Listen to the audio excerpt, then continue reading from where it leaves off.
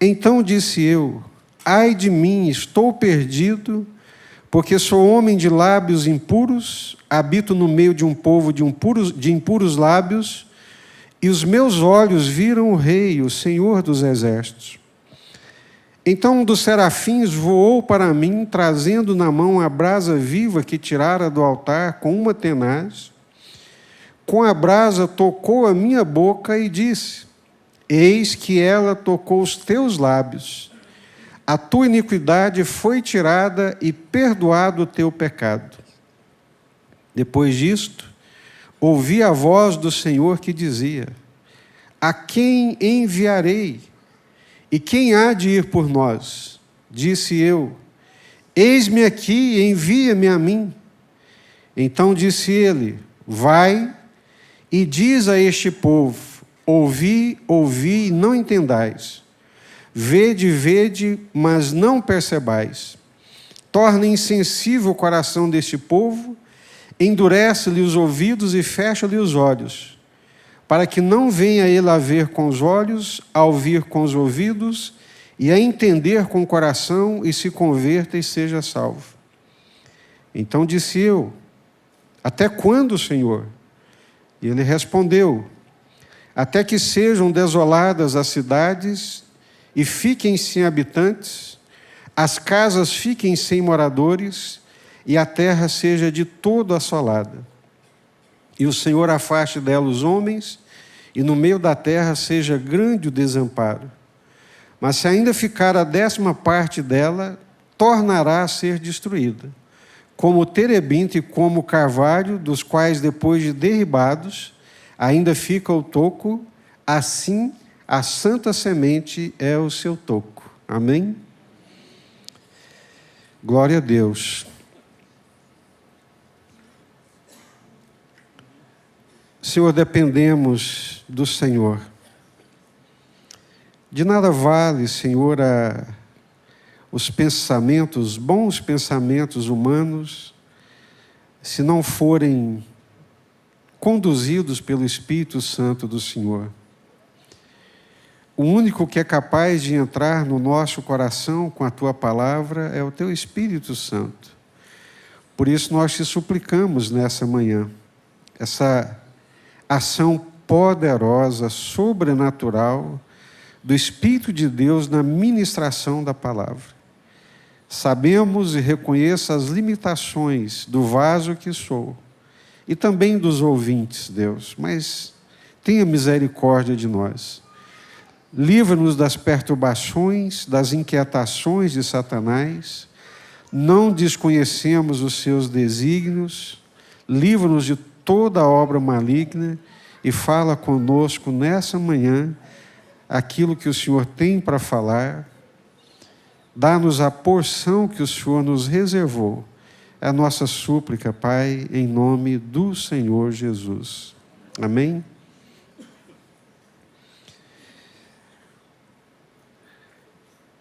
A quem enviarei e quem há de ir por nós? Essa é uma pergunta que Deus faz. A quem enviarei e quem há de ir por nós? Não é? Gruden, no seu livro de teologia sistemática, diz assim: sem Deus, nada podemos. Nada, absolutamente nada. O esforço humano, a força humana, a dedicação humana não produz nada eterno. Preste atenção. A força humana, a sabedoria humana, a capacidade humana não produz nada eterno. Só produz coisas transitórias e passageiras.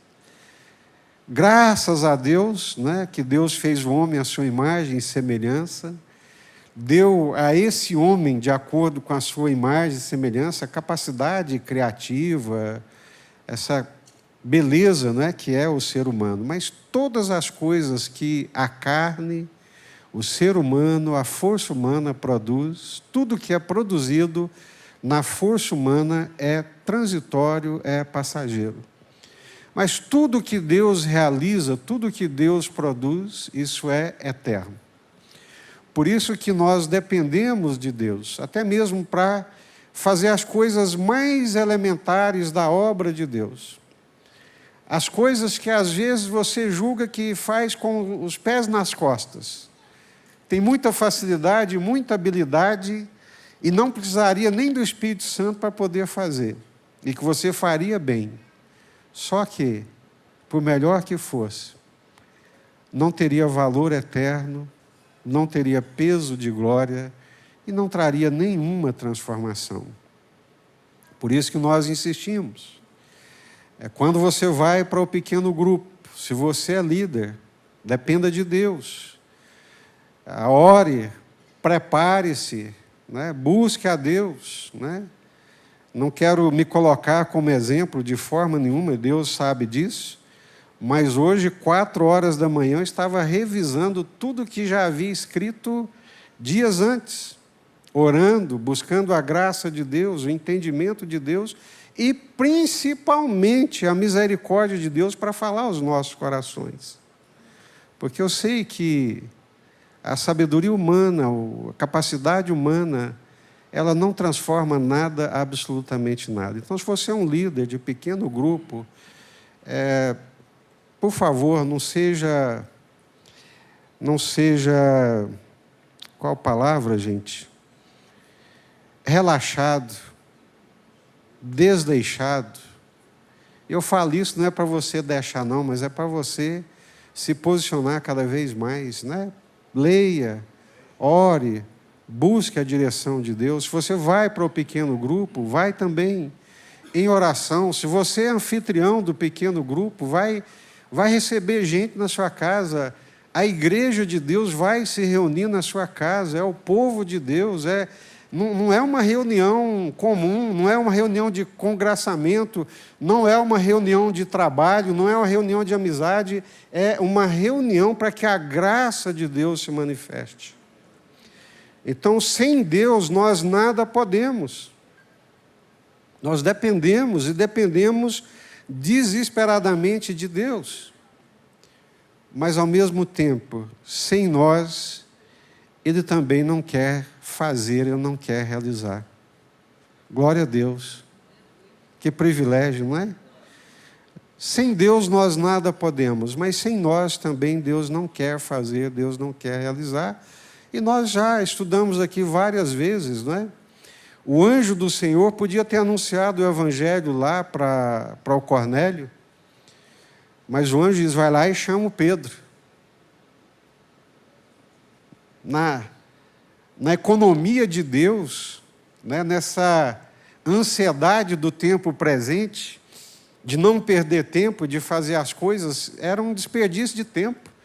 Gasta-se praticamente 2 dias até Jope, mais 2 dias para voltar. Por que o anjo já não mata logo a situação, já não resolve a situação? Porque essa obra não é obra de anjos, essa obra Deus nos confiou. Testemunhar da salvação, como nós ouvimos aqui o Thales dizendo, falar daquilo que Deus tem feito na nossa vida, é algo que o Senhor nos confiou. Ser testemunha, luz nas trevas, sal nesse mundo, é algo que o Senhor nos deu, que o Senhor espera de nós. Sem Deus nós nada podemos, mas sem nós também Ele não quer fazer absolutamente nada, né? Isso nos deixa claro que a soberania de Deus, ela não isenta a responsabilidade humana. Isso me lembra do Carey, né? William Carey, o pai das missões modernas. O Espírito Santo começou a inquietar o coração daquele homem que era sapateiro. E o Espírito Santo elevou os olhos dele, deu para ele um entendimento, uma compreensão acima do seu tempo e da sua época. E ele começou a se preocupar. Gente, Deus estendeu o Império Britânico às regiões mais longínquas do mundo. ao ponto de se dizer que seria impossível você percorrer totalmente o Império Britânico nas Índias ocidentais, orientais. Eu falei, gente, se Deus estendeu esse império, é para que o Evangelho chegue até onde esse império for. E Deus começou a inquietar o coração dele, e chegavam navios mercantes, né, das Índias orientais, das Índias ocidentais, e ele buscava informações ali com os comandantes do navio, com os marinheiros, fez um mapa mundi, ia pregando no mapa mundi ali, onde o Evangelho tinha chegado, onde o Evangelho não tinha chegado, e começou a orar, e reuniu a liderança da igreja, conselho da igreja, e disse, gente, Deus está me chamando, Deus está nos despertando para anunciar o Evangelho para aqueles que não conhecem o Senhor e que precisam conhecer. Sabem qual foi a resposta da liderança da igreja, do conselho da igreja? Jovem, se Deus quiser salvar os pagãos, Ele o fará, sem o seu esforço e sem o nosso. Onde é que está a distorção teológica nessa frase?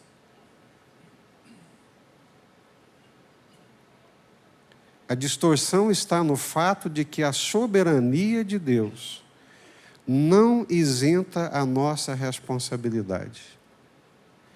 Por mais que eu creia e creio na soberania de Deus, na capacidade de eleição de Deus por decreto, isso não isenta a igreja da responsabilidade de anunciar o Evangelho, porque a graça de Deus, a eleição de Deus só se manifesta quando a pessoa manifesta fé em Jesus Cristo. Sem cruz não há salvação. Tem muitas distorções na igreja. Tem muitas distorções de compreensão do plano de Deus, da vontade de Deus, para, muitas vezes, nos isentar. Então, sem Deus nada podemos, mas também Deus não quer fazer a sua obra sem nós. A soberania de Deus não isenta a nossa responsabilidade e nem o nosso compromisso de anunciar as boas novas. Deus realiza a sua obra de salvar, de libertar, através de pessoas, como eu e você. Amém? Como é que Jesus transita aqui na terra?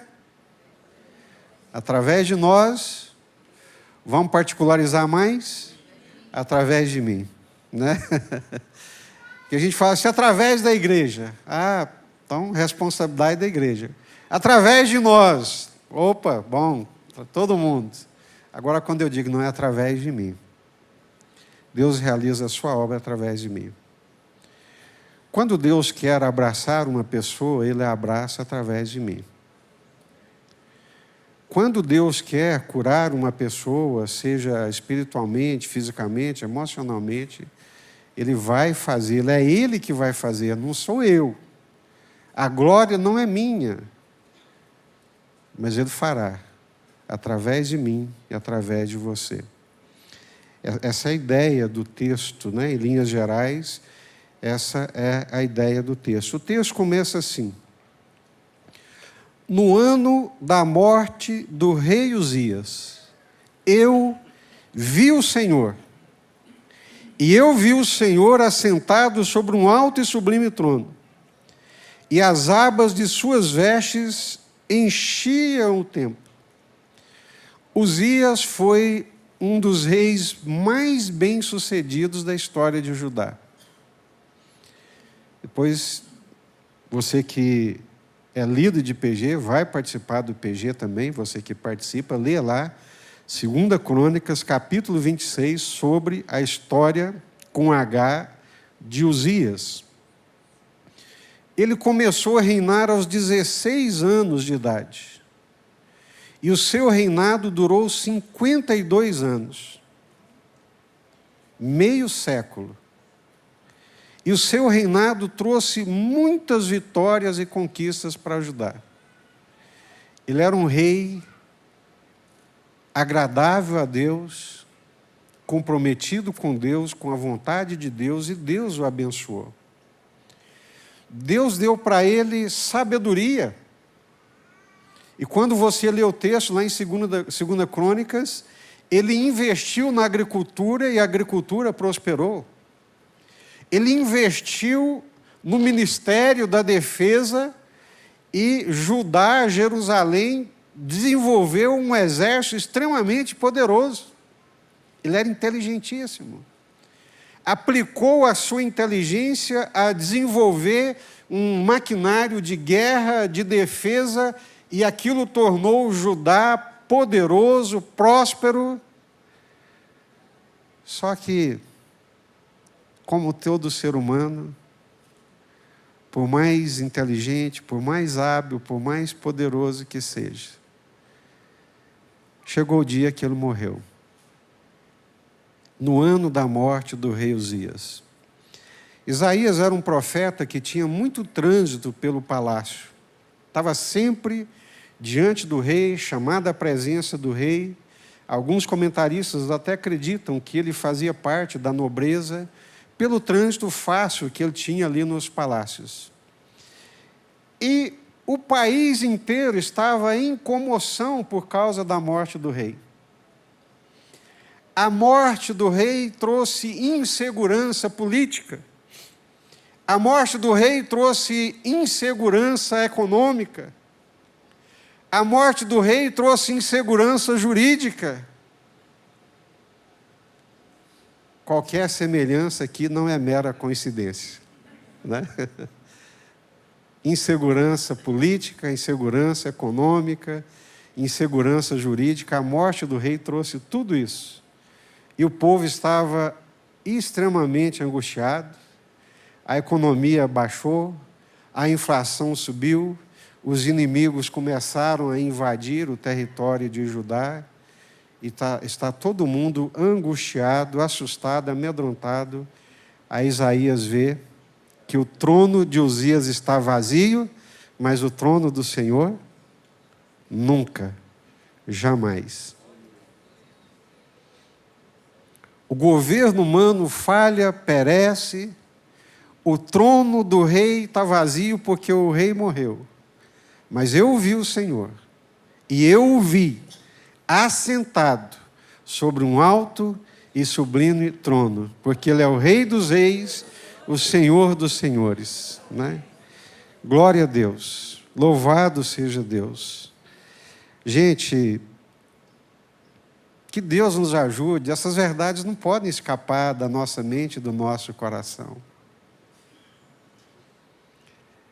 Eles estavam vivendo tudo que nós estamos vivendo hoje.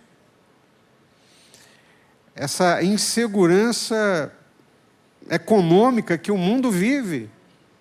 Isso não é só o Brasil, não. Leia os noticiários. Essa insegurança política de homens insensatos, insanos, arrogantes, né, de todos os lados. Isso não é privilégio deles, apenas. Mas por que o Senhor se revela a Isaías e se mostra para Isaías e permite Isaías vê-lo assentado num alto e sublime trono? Para deixar claro para nós que quem tem o governo de todas as coisas é o Senhor. Glória a Deus. Ele é o Senhor. Ele governa sobre todos, sobre reis, sobre poderosos. E o mais importante de tudo, gente, a história segue o curso que o Senhor quer que ela siga. Não são os homens, não é a economia. Eu passei pela faculdade de economia, estudei materialismo histórico, entendo perfeitamente o que é o materialismo histórico, tem aspectos científicos interessantíssimos, mas a história não é conduzida pela produção dos bens materiais e de subsistência dos seres humanos, não é a economia que conduz a história. Quem conduz a história é o Senhor dos Exércitos, que está assentado sobre um alto e sublime trono. Isaías viu isso, Isaías entendeu. O trono de Deus nunca ficará vazio. O Senhor sempre estará sentado no seu alto e sublime trono.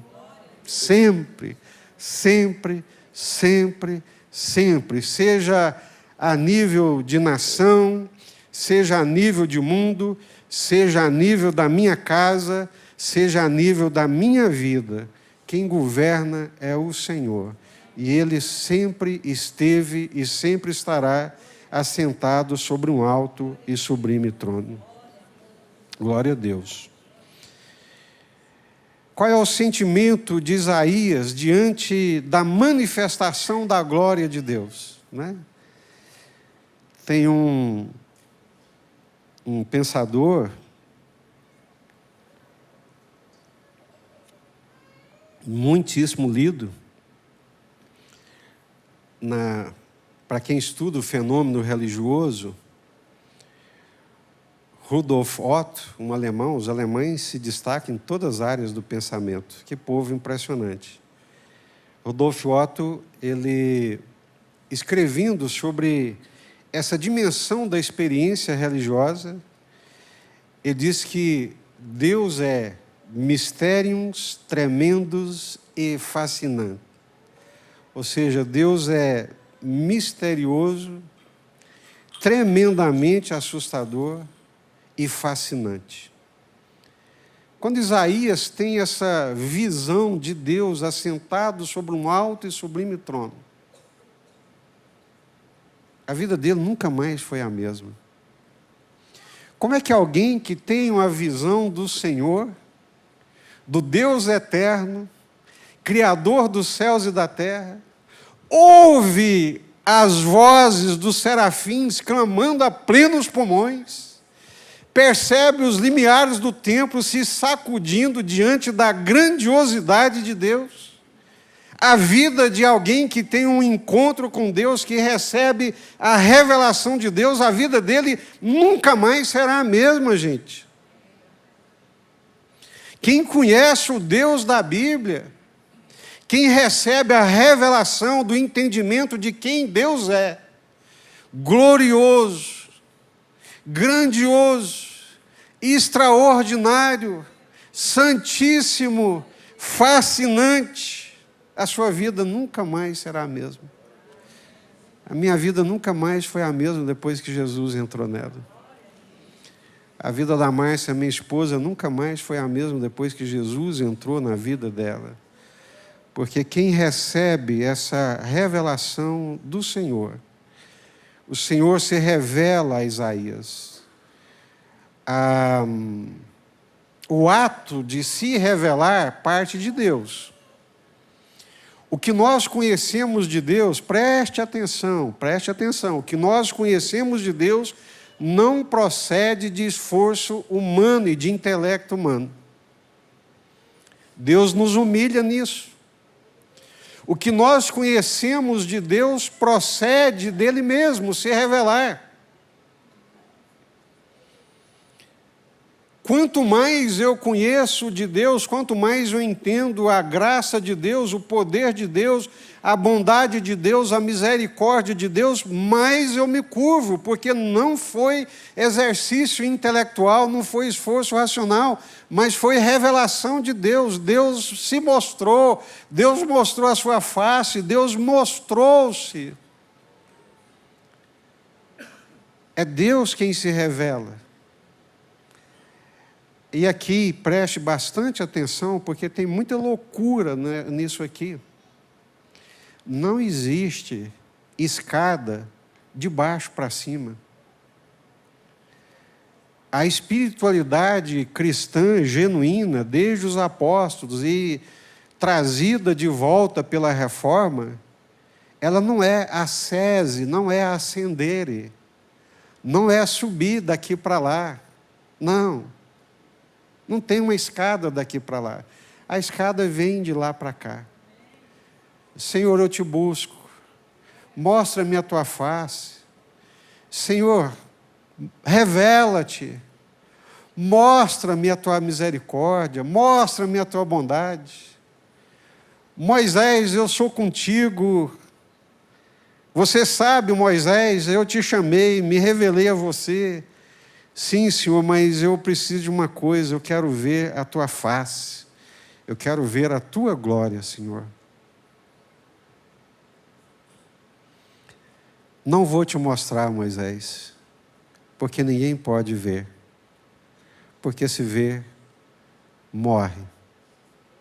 Você vai me ver, eu vou te revelar a minha bondade, a minha misericórdia, você vai me ver passando aí da penha, aí do escondido do penhasco. É Deus que se revela. Isso humilha os sábios, isso humilha os inteligentes, isso humilha os arrogantes. Eu louvo a Deus por isso. Graças te dou, ó Pai, porque revelastes essas coisas aos pequeninos e não aos sábios e entendidos. Áurea?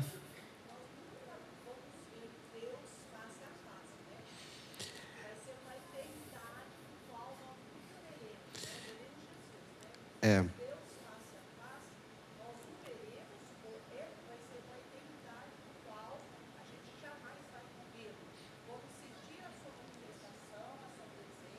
Uhum.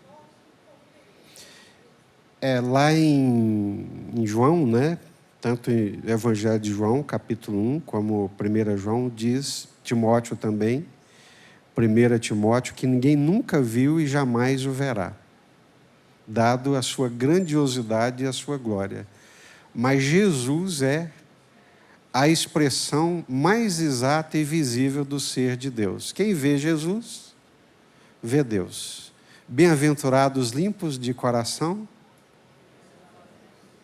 Conclusivamente, o porquê, né, de conclusão, porque verão a Deus. Bem-aventurados limpos de coração, porque verão a Deus. Não esse ver físico, né, mas esse ver existencial, né? Então, o que nós conhecemos de Deus é a revelação de Deus. E quem conhece a Deus, né? Isaías, ele viu o Senhor, uma visão, né, da grandiosidade de Deus, assentado num trono, é Senhor e governador, serafins proclamando a sua santidade, é levado muito acima de todos nós, gente.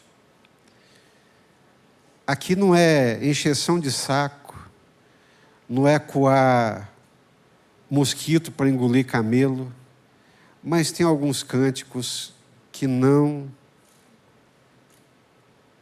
deveriam ser cantados, porque eles trazem a Deus para uma dimensão tão imanente, para uma dimensão tão humana, que não faz jus à santidade de Deus, né? Outro dia alguém me perguntou, com muita sabedoria, mandou mensagem perguntando por que nós chamamos Deus de você, e principalmente nos cânticos, e não chamamos de Senhor.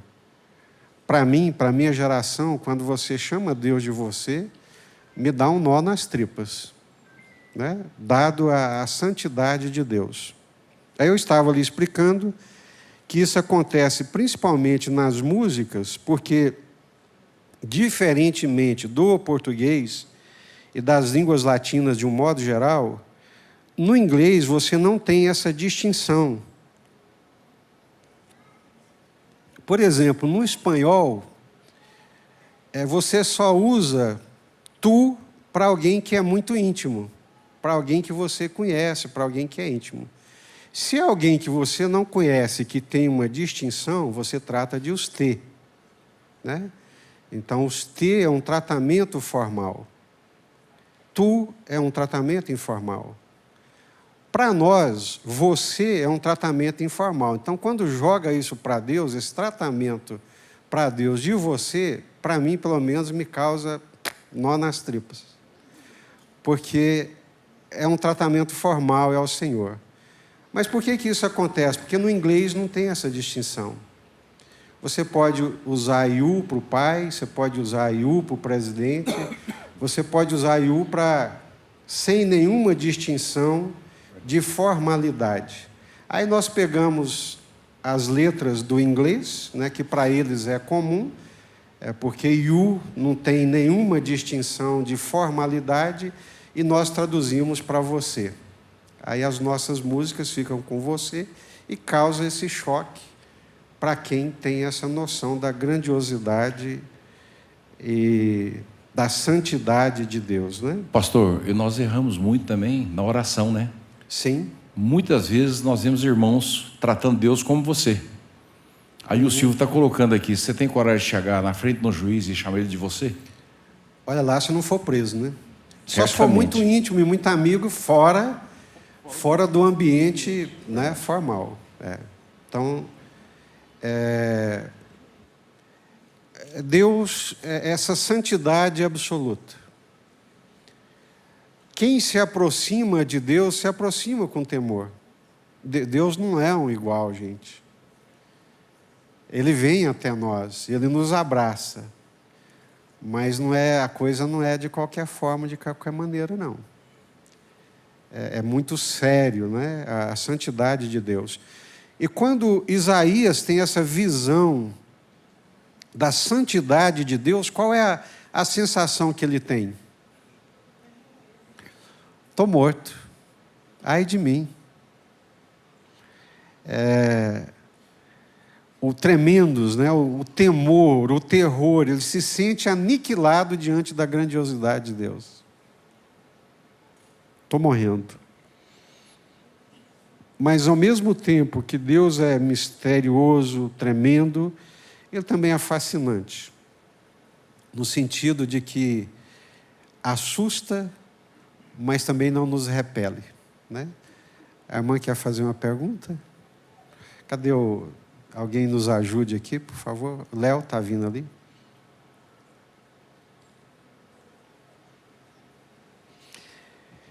Então, apesar da grandiosidade do temor, ele não foge, pelo contrário, ele é atraído, né?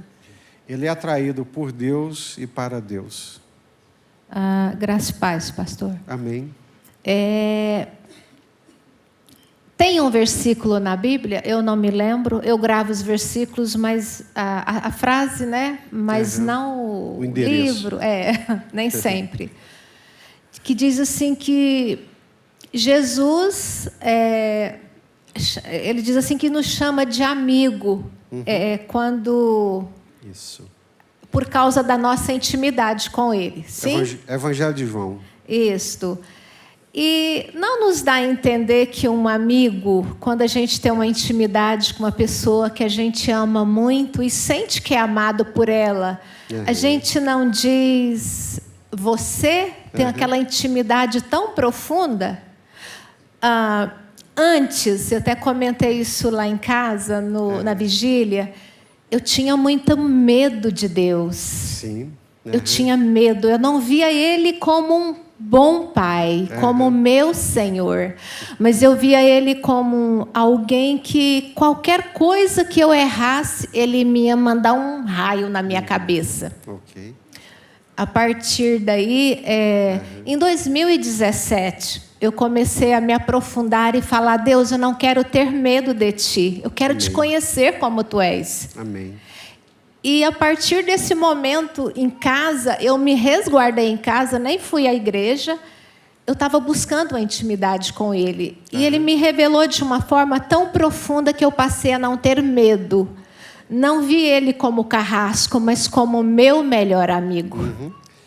Excelente.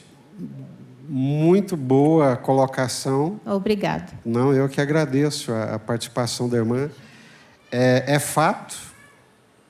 E a forma como a senhora coloca é muito preciosa para todos nós, né? Há uma diferença, obviamente, entre medo e respeito, né? Eu tenho minha mãe com 93 anos de idade, eu chego lá, abraço e beijo a minha mãe. Mas com muito respeito, né? Naquilo que ela fala, nas expressões, né? E a senhora usou muito bem o Evangelho de João, porque de onde é que parte, né, a destra de amizade? É de Jesus e não dos apóstolos. É Jesus quem diz: olha, não vos chamo mais servos, porque servo não sabe o que o Senhor faz, mas vos chamo de amigo. Então, quem pode fazer isso é o Senhor, né? Ou seja, é que eu disse, a coisa tem que vir de cima para baixo, né? E aí nós vamos para o filho pródigo. O filho pródigo fez tanta besteira, né? Traiu a confiança do pai, saiu de casa, tirou, vamos dizer assim, a subsistência do pai, porque pedir herança para pai antecipado é deixar o pai morrer à míngua. E o filho pródigo fez tudo isso. E o filho pródigo voltou para casa com a mentalidade de dizer para o pai: pai, eu quero ser seu escravo. Porque os seus escravos têm uma vida melhor do que a minha. E ele chega: pai, pequei contra os céus, pequei contra ti, deixa que eu seja pelo menos um dos teus escravos. E o que o pai responde? Escravo eu já tenho um aqui, que é o seu irmão mais velho. Porque o irmão mais velho dizia assim: todos esses anos eu te servi. Então ele se sentia um escravo. Para mim o senhor nunca fez uma festa. Eu não tinha alegria.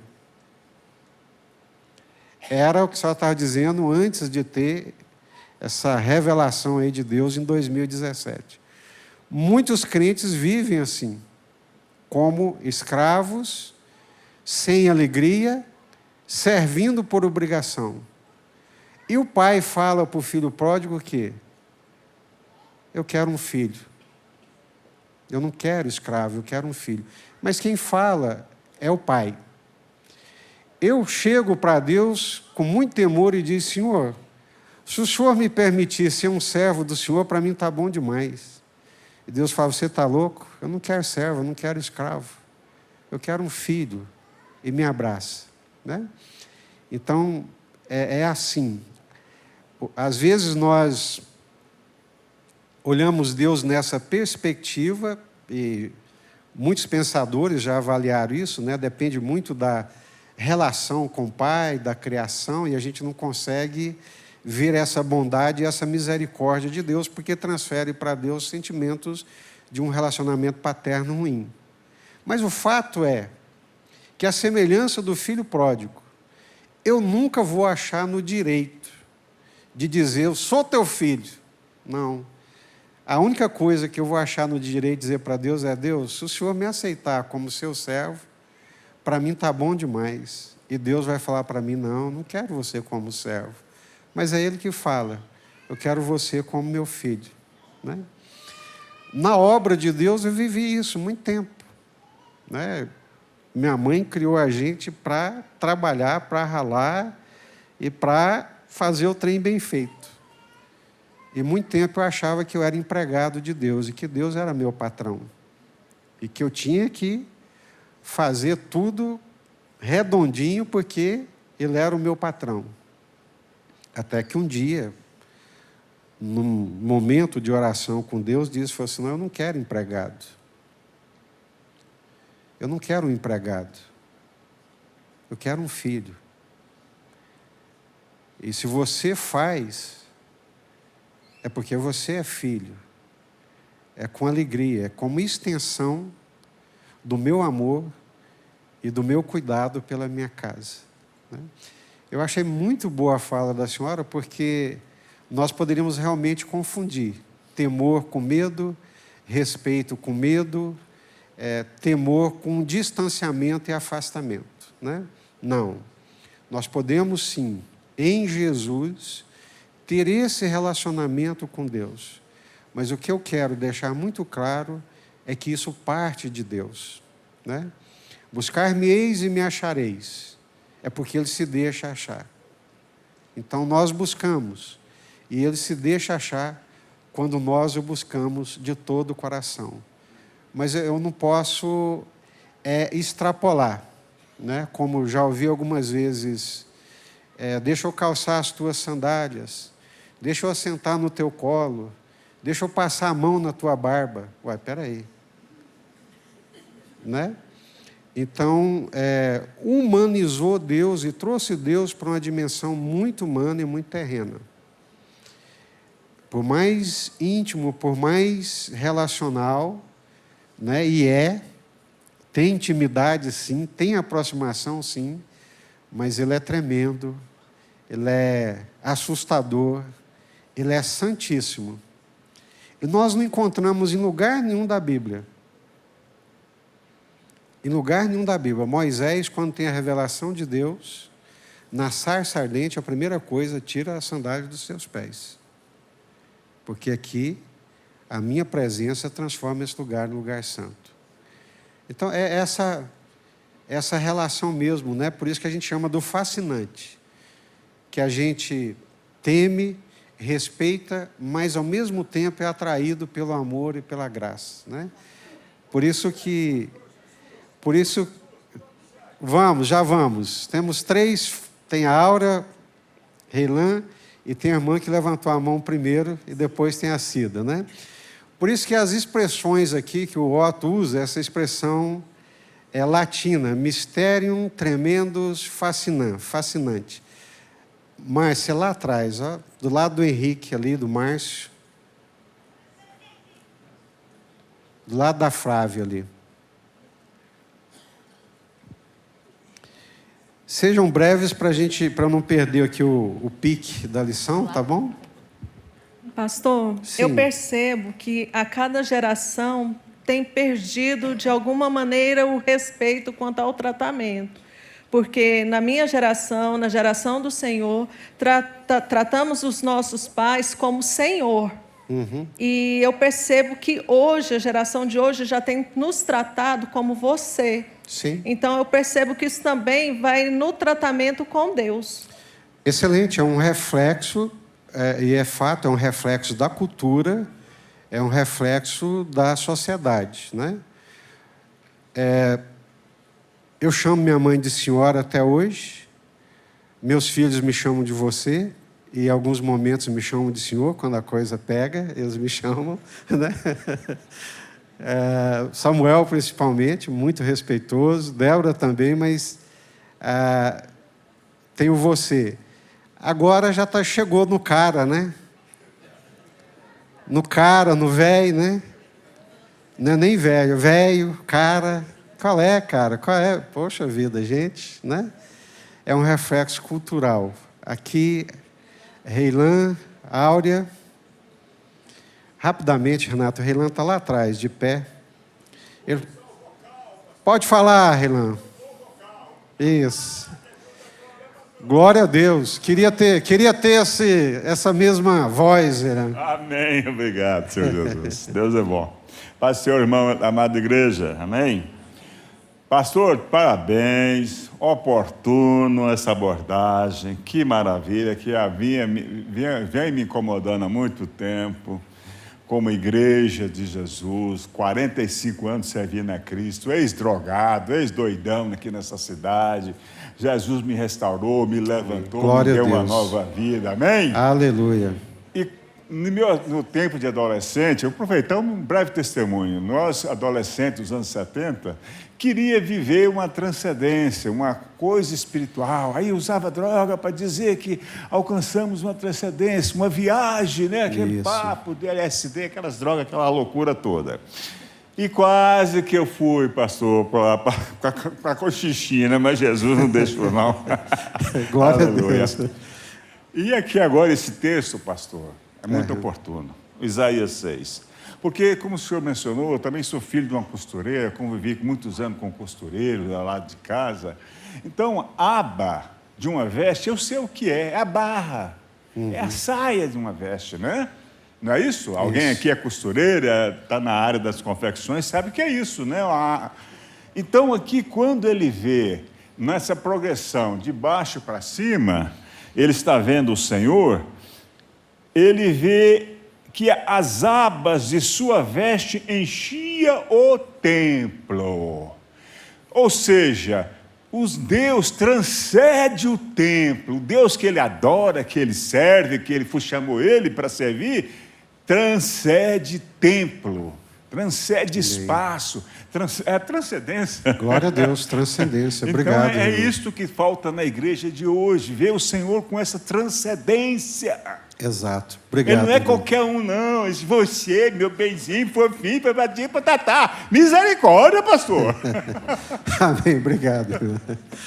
Eu gosto de ouvir o Reilan porque eu conheço a história dele. E ele é muito sábio, inteligente também. E Deus preservou, ele sabe disso, já conversamos. Deus preservou os neurônios dele. Era para a droga ter queimado tudo, né, Reilan? E ele é um dos pouquíssimos da geração dele que sobreviveu. A maioria dos colegas foram levados e Deus preservou a vida dele, né? Então, Reilan é um irmão muito precioso, é uma dádiva de Deus na vida da igreja, um testemunho daquilo que Deus faz. Áurea, cadê o microfone? Ali, Renato. Coluna não vai doer, não, pode ficar tranquilo, Renato. Então, pastor, é muito louvável aquilo que a irmã falou, né? Que teve esse encontro com o Senhor. Mas eu creio que esse relacionamento com Deus, nem aqui na humanidade, acho que não é muito bom. Por exemplo, um pai que ele fala assim, eu sou amigo do meu filho. Só que a amizade deles é igualitário. Isso não funciona, né? Eu acho que perde a essência, a autoridade, a graça, e acaba que não forma uma família de Deus, né? Por isso que Deus já outorgou essa autoridade de pai com filho, filho com pai, e a amizade não pode ser igualitária. Tem muitas famílias que falam assim, meu pai, eu sou amiga do meu pai, eu sou amiga da minha mãe, né? Mas isso, na amizade, no mesmo nível, não funciona, né? É do mesmo jeito com o nosso Deus Pai. Amém. Aqui, Thales, a Cida. Vocês ouviram, né, o que nós estamos pontuando. É a questão de respeito, não medo. Há muitos, pegando o exemplo da Áurea, muitos filhos, né, antigamente também se relacionavam com os pais com medo. Isso gerava e gera também muitos traumas, né? Ao mesmo tempo que eu não posso tratar meu pai como um igual, e nem minha mãe, eu tenho que respeitá-los realmente, né? Mas o que a irmã pontuou é interessante, não é medo. Respeito é diferente de medo, né?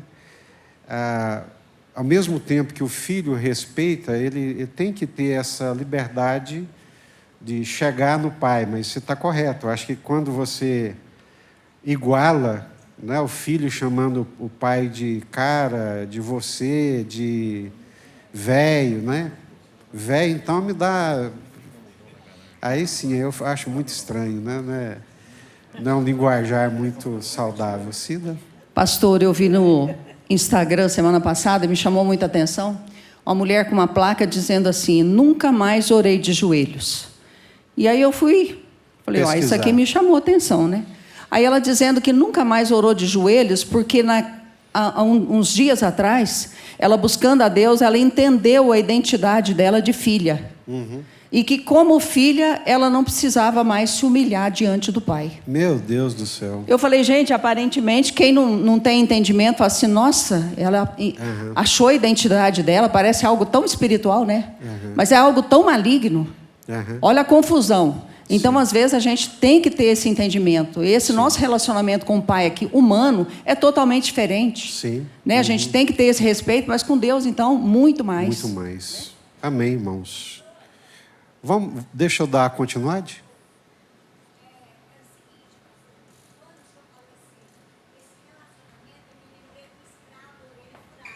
Sim. Porque ele realmente amava o Senhor dele. Isso. E ele falou, não, eu quero continuar servindo, porque eu amo. E eu vejo o nosso Deus assim, porque mesmo ele sendo escravo, ele não ia ser mais, tipo assim, não tinha obrigação de ser escravo, mas ele queria continuar servindo por amor. Isso. Então eu vejo o nosso Deus assim. A gente vai continuar servindo, não sendo escravo, sendo livre, mas como fosse. Isso. Como se fosse. Vamos fechar isso aqui voltando para Jesus. Jesus é o nosso modelo e a nossa referência, não é? Jesus é o homem que Deus gostaria que cada um de nós fosse. Como que era o relacionamento de Jesus com o Pai? Como que era o relacionamento de Jesus com o Pai? Então, esse é o nosso modelo, essa é a nossa referência. Pai, passa de mim esse cálice. Não tem resposta nenhuma. Que seja feita a sua vontade. Obediência, submissão. Uma comida eu tenho a comer, que é fazer a vontade do Pai que me enviou. Então, o relacionamento de Jesus com o Pai é um relacionamento íntimo, pessoal, de dependência, de respeito, de sujeição e de submissão. Então, eu vou trazer para Jesus, para a gente fechar, para não ficar, eu acho isso, eu acho aquilo outro. Então, a gente olha para Jesus, né, e vê como que é o relacionamento de Jesus com o Pai, e aí nós aprendemos e vemos como deve ser o nosso relacionamento com o Pai, né?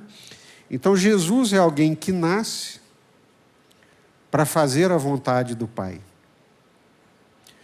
Jesus é alguém que vive da forma como o Pai quis que ele vivesse. Jesus é alguém que morre da maneira como o Pai quis que ele morresse. Então, é para esse Jesus que o Pai diz: Tu és o meu Filho amado, em quem eu me comprazo. Então, quem está dizendo isso é o Pai. E eu confio nesse amor. Mas a voz que João Batista ouviu: Este é o meu Filho amado, em quem eu me comprazo. Isso parte de Deus. Isso vem de Deus. Essa relação é que eu estou dizendo, a escadinha é de lá para cá. Por causa da transcendência, por causa da grandiosidade de Deus. As religiões, de um modo geral, tentam construir a escada daqui para lá. Né? Então, tentam construir a escada daqui para lá. Dar ordem para Deus, né? Usar situações como se elas obrigassem Deus a fazer o nosso querer e a nossa vontade. Gente do céu, isso não é cristianismo, isso é magia. Né? Não vale nem a pena. Vocês já devem ter ouvido e visto, né, aí pela internet alguém dizendo: não, eu não me conformei, eu briguei com Deus. O Senhor disse e agora o Senhor tem que fazer. Gente. Ou seja, se eu usar as palavras certas, Deus vai fazer o que eu quero. Isso é magia. Isso não é fé cristã. Então, Jesus nos ensina, Isaías está nos ensinando, nós temos sim livre acesso à presença de Deus em Cristo Jesus. Deus nos chama de filhos, né? Está escrito na Bíblia, Deus nos chama de filhos. E nós precisamos confiar nisso e viver essa paternidade. Vede quão grande amor nos tem concedido o Pai, ao ponto de sermos chamados filhos de Deus. E de fato somos. Primeira carta de João, capítulo 4, capítulo 3 e capítulo 4. Então, nós somos filhos de Deus. O diabo quer pôr minhoca na nossa cabeça para desconstruir essa identidade. Ele quer pôr na nossa cabeça uma mentalidade de escravidão. É fato. que derrubou o ser humano lá no Éden, foi a desconfiança do amor e da bondade de Deus. Satanás tentou fazer isso com Jesus. Lá no capítulo 3 de Mateus, ouve-se, Jesus ouve, João ouve, este é o meu filho amado em quem eu me comprazo. Aí o diabo chega para Jesus e diz, mas se você é filho de Deus, como é que um filho de Deus está passando por uma situação tão difícil com fome? Então, quando o filho de Deus está doente, numa enfermidade grave, o diabo vem e buzina na orelha dele. Ah, mas se é filho de Deus, Deus te deixa aí doente, enfermo? Quando o filho de Deus está passando por uma situação econômica difícil, apertada, o diabo chega para ele, mas que filho de Deus é esse? Que paternidade é essa? Mas é o diabo, é a voz do diabo. Porque a ausência de pão não significa ausência de Deus. A ausência de saúde não significa ausência de Deus. A ausência de água não significa ausência de Deus. Para nós, o que vale é a palavra de Deus. Como é que você está passando fome? Se tu és filho de Deus, por que você está passando fome? Manda essas pedras virarem pães, se você é o filho de Deus. Não. Filho de Deus não vive somente de pão, mas de toda a palavra. E que palavra que procede da boca de Deus a nosso respeito? Vede quão grande amor nos tem concedido o Pai, ao ponto de sermos chamados filhos de Deus, e de fato o somos. E ainda não foi revelado como nós seremos, mas uma certeza nós temos, assim como Ele é, nós também seremos. Gente, é palavra, Deus, palavra de Deus. Está faltando é palavra de Deus para nós. Tem muita distração no Instagram, muitas vozes por aí, mas está faltando firmeza na palavra de Deus. Deixa eu fechar aqui. Amém, meus irmãos? Amém. Glória a Deus. Deus está falando conosco nessa manhã? Amém. Glória a Deus. Olha que coisa interessante. Deus se revela a Isaías, mostra a sua grandiosidade, tudo isso que nós estamos falando aqui, a sua transcendência, o seu poder, não é?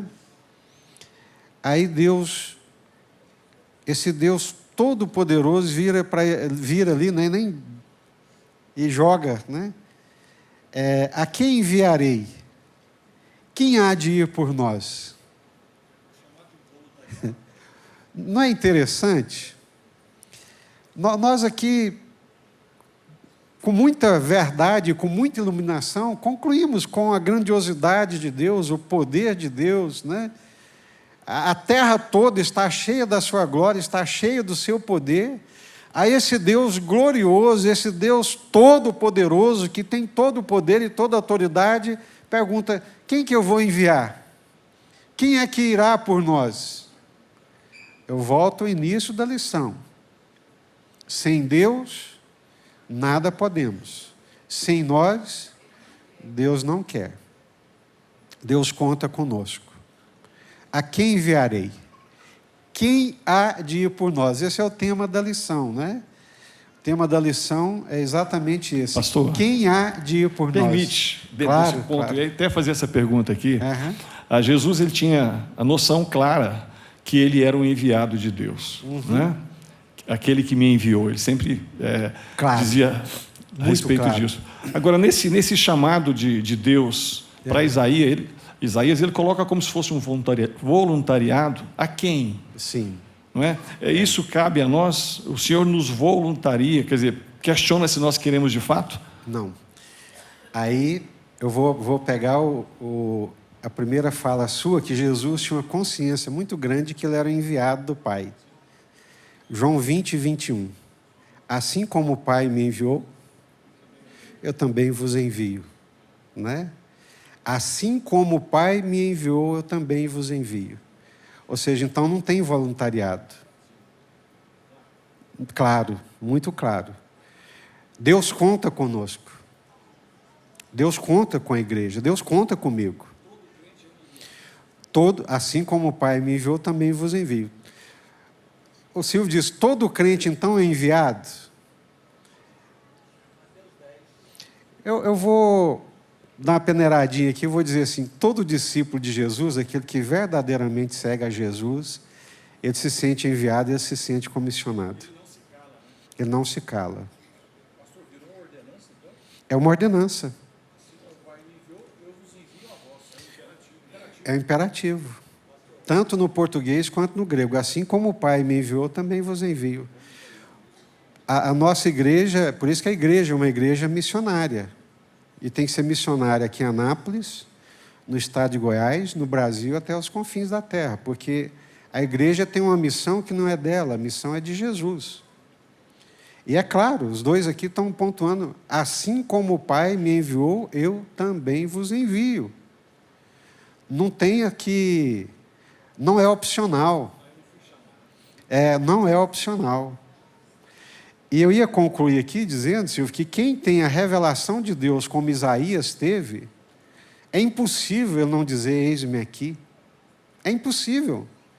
Então, o crente que não se dispõe, o crente que não se envolve, né, com a obra de Deus, com a obra que Deus está realizando na terra, ou Deus não se revelou a ele não conhece Deus plenamente, ou tem alguma coisa distorcida nessa fé e nessa espiritualidade. Nós vamos ouvir a Marilane, que levantou a mão, mas o Túlio também. Túlio. Só para reforçar aqui. Toda autoridade me foi dada. Nos céus e na terra. Isso, né? Portanto, ide e fazei discípulos de todas as nações. Né? Onde é que nós nos perdemos? Léo, está aqui, a Marilane está do lado de cá. Onde é que nós nos perdemos? Onde foi que nós deixamos a coisa cair? Onde é que nós deixamos a coisa cair no voluntariado? E perdemos o senso de missão. Vocês lembram do pastor Ronaldo Dori aqui contando a história da Sophia Miller? Sophia Miller, americana, viveu a vida inteira dela como missionária na floresta amazônica. Uma mulher veio jovem e ficou mais de 40 anos na floresta amazônica, andando de barco para cima e para baixo entre os índios, pregando o evangelho, traduzindo a Bíblia para os índios. Uma jovem, uma moça, no meio da selva. E quando ela retorna para os Estados Unidos, já velhinha, não dando conta mais de trabalhar, uma repórter perguntou para ela, Silvio e Arnaldo, uma repórter perguntou para ela, conta para nós como é que foi o seu chamado. Ela respondeu, chamado? Não entendi a sua pergunta. Não, como é que a senhora foi chamada? Ela falou, não, filha, não foi um chamado, foi uma ordem. Eu recebi uma ordem e obedeci. E essa ordem não é só para Sophia Miller. Essa ordem é para todos nós. Será que não é por isso que a igreja está tão enfraquecida espiritualmente? Porque ela ficou antropocêntrica, autocentrada, e começou a pensar em Deus para fazer a vontade dela e não nela para fazer a vontade de Deus? Todas as vezes, me permitam, gente, todas as vezes que eu me volto para mim mesmo, preocupado comigo, preocupado com a minha segurança, a minha agenda, a temperatura espiritual, Pastor Jesus testemunhando para vocês. Aí as crises vêm, a ansiedade vem, a angústia vem, a insônia vem, mas quando eu me volto para Deus, para a agenda de Deus, para os propósitos de Deus, a temperatura espiritual sobe. Na minha vida, na minha casa, nos meus filhos. Quando eu volto para mim mesmo, eu me afasto de Deus. Quando eu me aproximo de Deus, eu afasto de mim. Não tem como. Essas duas coisas não caminham juntas. Se eu me aproximo de Deus, eu me distancio, né? Por favor, sem nenhuma crise. Eu me distancio no sentido da minha vontade, não no sentido da minha pessoalidade, da minha identidade, não. Mas do meu querer, da minha vontade. Marilane. Graça e paz, meus irmãos. A título de contribuição, o Senhor Jesus é a nossa referência, né? Nossa referência. E a palavra do Senhor, ela ilumina o nosso entendimento.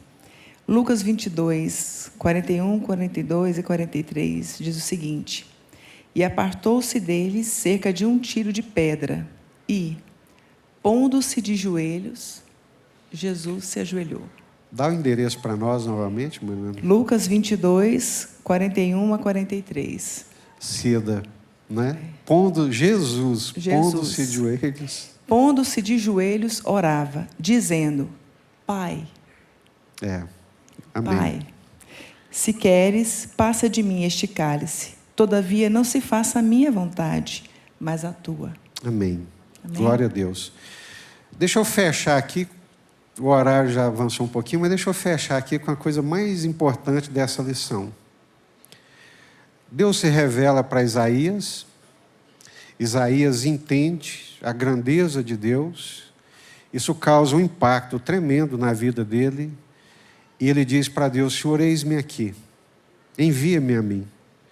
E o Senhor diz para ele: olha, você vai pregar, você vai falar, você vai anunciar, e esse povo não vai se converter.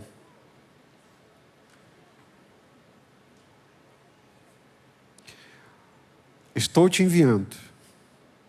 Você vai falar, você vai anunciar, você vai proclamar, e esse povo não vai se converter.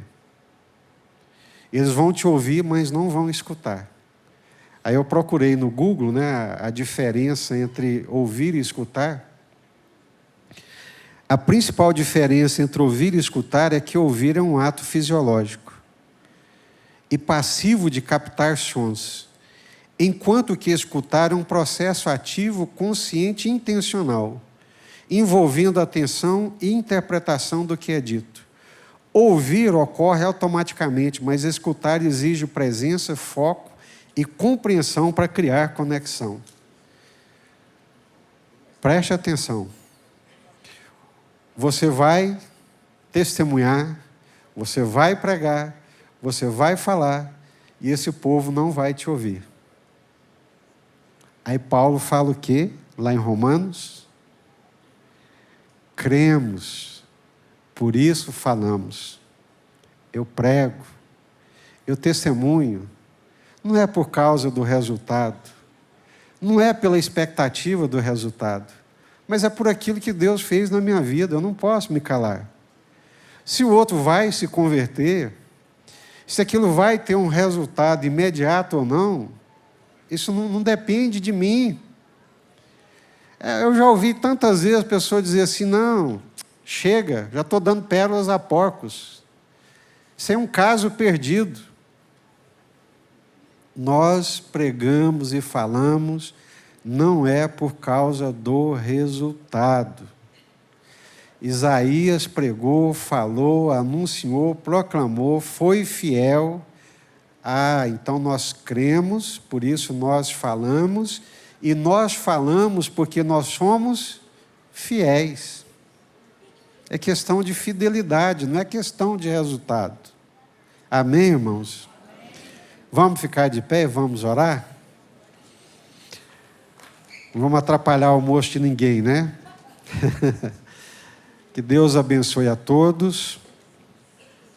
Vamos ler a lição, vamos orar, vamos buscar a Deus, vamos colocar as nossas vidas na presença de Deus, né? E vamos dizer para Deus: Senhor, o que o Senhor quer de mim? O que o Senhor quer da minha vida? Pai, passa de mim esse cálice, mas seja feita a tua vontade. Nós precisamos descobrir ou redescobrir a alegria de fazer a vontade do Pai. Não tem alegria maior para um crente do que fazer a vontade do Pai. Senhor, muito obrigado por essa manhã aqui na Tua presença. Obrigado pela vida de todos nós que aqui estamos debaixo dessa atmosfera espiritual, dessa presença do Teu Espírito Santo. Obrigado pela participação de cada um dos irmãos, das irmãs, porque foi movido pelo Senhor, pelo Espírito do Senhor, e nos abençoou. Então, muito obrigado pela participação de cada um. Continue tendo misericórdia de nós, dessa igreja, dando-nos a Tua palavra e principalmente, Senhor, principalmente nos despertando, nos avivando, dando-nos fome do Senhor e da vontade do Senhor. É a minha súplica, Senhor, dá-me fome e vontade do Senhor, da presença do Senhor, da alegria de andar na presença do Senhor e de servir ao Senhor. Nos ajude, Pai. É a nossa súplica em nome do Senhor Jesus. Amém?